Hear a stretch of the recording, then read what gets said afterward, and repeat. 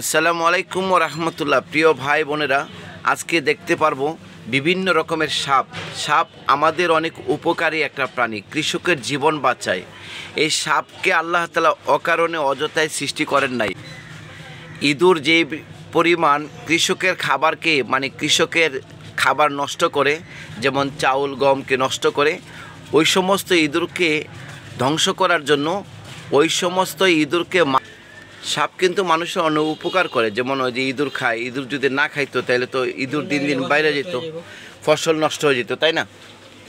ফসল নষ্ট হইতো। তাছাড়া মনে করো সাপে দিয়া মানুষ দিন দিন দেখা গেছে বিষনাশক ওষুধ তৈরি করতেছে, বুঝতেছো নাইম?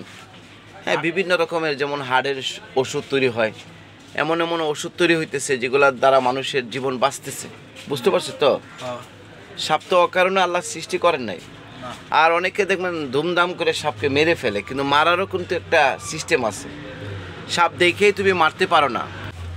অনেকে বলে যে ভাই সাপ মেরে ফেলেন, কিন্তু এটা তো মানুষের ক্ষতি করে। কিন্তু আসলে অযথা অকারণে সাপ কাউকে ক্ষতি করে না। যদি আমি তাকে আঘাত করি, সে আমাকে আঘাত করবে। এখন আমি সাপকে না মেরে আমার যে একটা মতামত আর কি, তুমি কি বলো নাইম? আমার মতামত হলো, ধরো সাপ যদি আমাদের সামনে পড়ে যায়, তাকে টেকনিক্যালভাবে কৌশলে ধরে তাকে বনে জঙ্গলে ছেড়ে দিয়ে আসি, ওইখানে সে খেয়ে পড়ে বড় হোক। কারণ এটার দ্বারা তো আমরা উপকার পাচ্ছি। সে আমাদের প্রাকৃতিক ভারসাম্যকে সুন্দর রাখতেছে, তাই না? হ্যাঁ, সাপ অনেকে দেখলে ভয় পায়, আবার অনেকে দেখলে ভয় পায়, অনেকে আবার তেমন একটা ভয় পায় না। সাপকে দিয়ে নাড়াচাড়া করে। আমি কত লোককে দেখছি গলার মধ্যে পেঁচায় রাখে সাপকে, পকেটের মধ্যে রেখে দেয়, ঘরের মধ্যে লালন পালন করতেছে মুরগির বাচ্চার মতো। ওইটা তো আসলে যাই হোক, বলো। ওইটা তো মামা ঠিক আছে, কিন্তু সাপটারে তারা ওইভাবেই পালতাছে, যেরকম আপনার বিষাক্ত দাঁতগুলা ফালাই দিতেছে, ওই সিস্টেমই পালতাছে। ঠিক আছে, কিন্তু এমনি সাপ না মারা, যেমন আমরা যদি অনেক সাপকে মেরে ফেলি, তো এরকমভাবে বলা হয়েছে সাপ অনেক সময় জিনেরা সাপের আকৃতি ধরতে পারে। সাপকে মারার আগে বলা, যদি তুমি জিন হও চলে যাও, জিন হলে তুমি চলে যাও, জিন হলে তুমি চলে যাও। যদি সে না যায় তখন তাকে আঘাত করা, তো মনে করতে হবে সেই প্রকৃত সাপ, সে জিন না।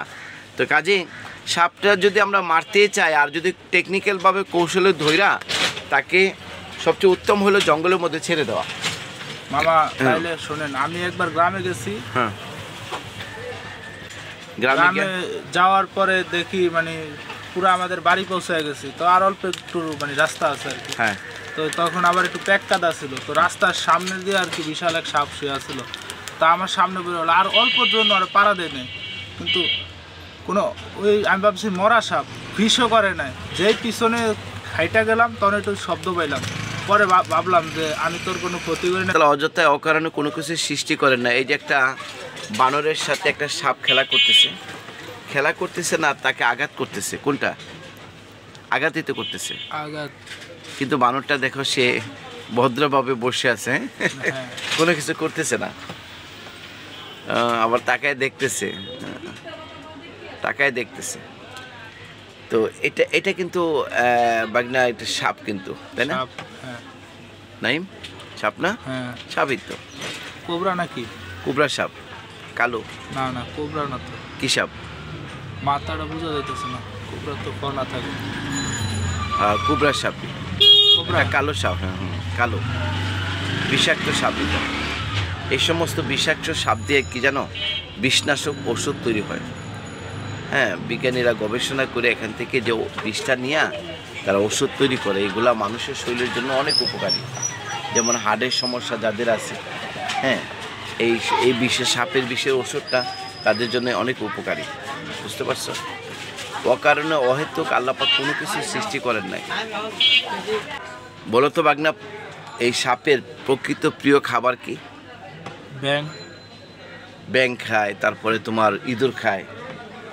ইঁদুর, ব্যাং তাদের অনেক প্রিয় খাবার। ওরা খেয়ে এগুলো বেঁচে থাকে।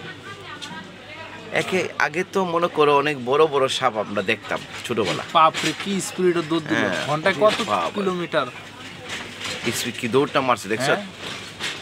চিন্তা করছো? কিলোমিটার ঘন্টায় দৌড়। ওরে বাবা, এই যে আরেকটা সুন্দর একটা সাপ। সাউন্ডটা বন্ধ করে দাও। সাউন্ডটা অনেক সুন্দর না। আল্লাহ তাআলা কত প্রাণী, কত রকমের সাপ সৃষ্টি করছে জানো নাইম? এক একটা সাপ যেমন এক এক রকম। যেমন ধরো এই পানির নিচে কিছু সাপ বসবাস করে, পানির উপরে কিছু সাপ বসবাস করে। হ্যাঁ, উপরের সাপগুলো নিচে গিয়ে থাকতে পারে না, নিচের সাপগুলো উপরে থাকতে পারে না। মাটি তো কিছু থাকে, মাটিতে থাকে, গর্তের মধ্যে থাকে। হ্যাঁ, আমাদের গ্রামে দেখা যায় বেশিরভাগ ধুরার সাপ। ধুরার সাপের মধ্যে তেমন একটা বিষ নাই, ধুরার সাপ। এই সাপগুলো অত্যন্ত ভয়ঙ্কর কিন্তু সাপ। আমার মনে আছে ছোটোবেলায় একবার ধুরার সাপে আমার একটা কামড় দিছিল, বুঝছো, একটু হালকা ব্যথা লাগছে, কিন্তু মনে করেন তেমন একটা ক্ষতি হয়নি। এই সাপগুলো কিন্তু অনেক ডেঞ্জারাস সাপ। কয়েকদিন আগে রাসেল ভাইপার নামে আর কি আতঙ্ক ছড়াই গেল না, মানে কামড় দিলে মানুষ বাঁচছে না। হ্যাঁ এরকম, এটাই তো আতঙ্ক ছড়াইলো। এটা রাসেল ভাইপার, শিওর। এটা গাছেই থাকে, এটা গাছেই থাকে। দেখ উঠার সিস্টেমটা কি, দেখ পদ্ধতিটা কি। হ্যাঁ, পেঁচায় অজগরের মতন একটু পড়তেছে না, দেখেন তার ব্যালেন্সটা ঠিক রেখে আগে লেজটাকে পেঁচায়। প্রত্যেকটা প্রাণীর আলাদা আলাদা টেকনিক আছে, গুণ আছে, বুদ্ধি আছে, তারা তাদের মতো চলে। এই যে এই সাপটা খুব ডেঞ্জারাস ভাই না। দেখ আহারি কুত্তার বাচ্চাটারে ধরছে পেঁচায় খাওয়ার লাগে, খাইতে তো পারবো না, কিন্তু ধরছে তার পেঁচায়। আর দেখ কুকুরের বাচ্চাগুলা দেখ, এটা হলো বন্ধুত্বের পরিচয়। হ্যাঁ, বন্ধুত্বের পরিচয়, মানে আপন ভাই না, ভাই বোন তো একই মায়ের ঘর থেকে হয়েছে না। কাজে মামা একই মায়ের না হওয়ার পর অনেক বন্ধুরা এরকম আসে না, দৌড়ে আসে। দেখ তিনটা ধরছে সাপটারে।